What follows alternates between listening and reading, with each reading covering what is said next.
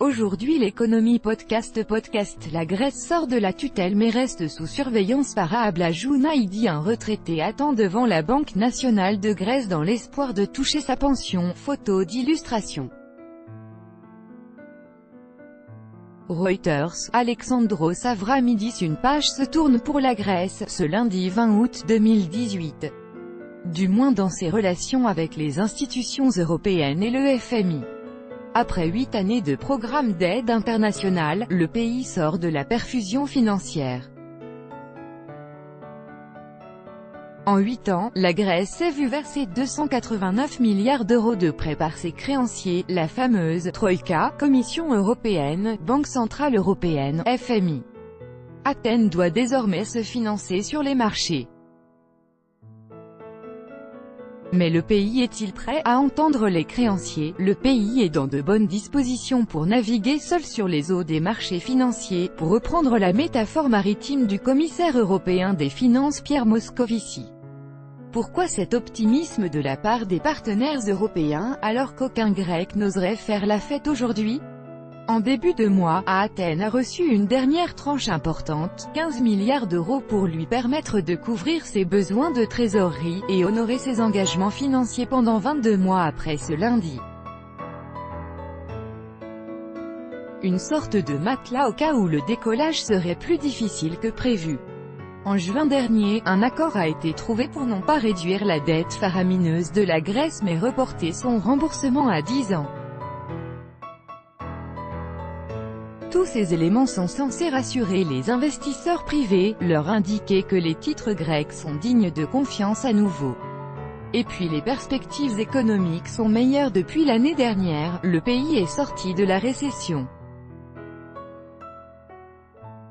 Il a renoué avec la croissance, 1,4% moins 2% attendu cette année, stimulé, ce n'est pas une surprise, par l'industrie lourde du pays, à savoir le tourisme. Après les 30 millions de visiteurs accueillis l'an dernier, un nouveau record est attendu cette année avec 32 millions de voyageurs. Stimulé aussi par les exportations. Pour satisfaire ses créanciers, le gouvernement grec a surtout réussi à maintenir un bon équilibre budgétaire. Le pays a même fait mieux que ce qu'on lui demandait. En 2017, l'État a dégagé un excédent budgétaire de 0,8%. Et pour les créanciers, c'est un signe que le pays est en mesure de respecter ses engagements financiers. Il y a plus d'argent qui rentre dans les caisses de l'État. D'immenses économies ont été réalisées ces dernières années. Et, c'est là que le bât blesse, car si les chiffres, au niveau macroéconomique, ont meilleure mine à la loupe, les stigmates des 8 années de rigueur se voient très vite quand vous allez à la rencontre des Grecs. Il vous parle du choc des coupes budgétaires dans les services publics, écoles et hôpitaux au premier chef, ou encore des coupes multiples dans les pensions, les retraites. Il vous parle d'un fils d'une fille parti chercher un avenir ailleurs car le chômage continue d'afficher un pic de 20%.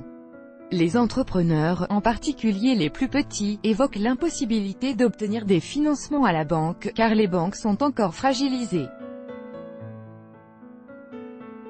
Et parce que les salaires sont faibles, parce que les temps sont durs, beaucoup de Grecs dépendent toujours de la retraite d'un parent pour vivre. Quant aux mauvaises habitudes, en tout cas celles qui sont intolérables selon les critères européens, elles persistent ou réapparaissent. Des gens travaillent au noir pour vivre.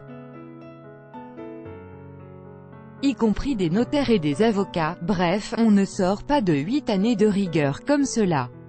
Le pays reste sous surveillance étroite de ses partenaires européens, tout est hors norme s'agissant de la Grèce. Sa dette de 300 milliards d'euros est la plus forte de la zone euro. La surveillance le sera aussi. Davantage que celle de l'Espagne, du Portugal ou de Chypre, d'autres pays qui étaient sous perfusion. Il y aura des visites des fonctionnaires européens tous les 3 mois à Athènes. Avant tout pour s'assurer que le gouvernement d'Alexis Tsipras ne revient pas sur les réformes qui ont été décidées. Dans les prochains mois, on peut s'attendre à quelques remous dans la mer d'huile décrite par les responsables européens. En 2019, des élections législatives sont organisées en Grèce. Au plus bas dans les sondages, Syriza, le parti du Premier ministre, aura-t-il les coudes et franches pour faire passer quelques-unes des réformes de son programme social? Ou devra-t-il pour cela affronter ses créanciers? Comment réagiront les Grecs, résilients mais très en colère, dans les urnes, voire dans la rue? Le cauchemar, diront certains, ou du moins le feuilleton, continue. Archive 1, 2, 3, suivant, dernier plus grand que Jackson Hole, le symposium des banques centrales s'ouvre aujourd'hui. Les représentants des grandes banques centrales de la planète font leur rentrée. Comme chaque année, ils se donnent rendez-vous pour 3. France, le gouvernement dénouera-t-il le casse-tête du budget? En France, le gouvernement fait sa rentrée ce mercredi 22 août 2018 avec le Conseil des ministres à l'Élysée. Un programme chargé. La crise s'enlise entre les États-Unis et la Turquie. Interviewé lundi 20 août 2018 à la Maison-Blanche, Donald Trump a refusé toute concession. Ankara doit libérer le pasteur américain. Côte d'Ivoire, les bières XXL, série d'été. Il est un objet en Afrique qui n'échappe pas aux fêtards en Côte d'Ivoire. La bouteille de bière aux proportions généreuses. Au Kenya, l'énergie solaire a le vent en poupe. Série d'été. Le Kenya est le pays idéal pour l'industriel solaire.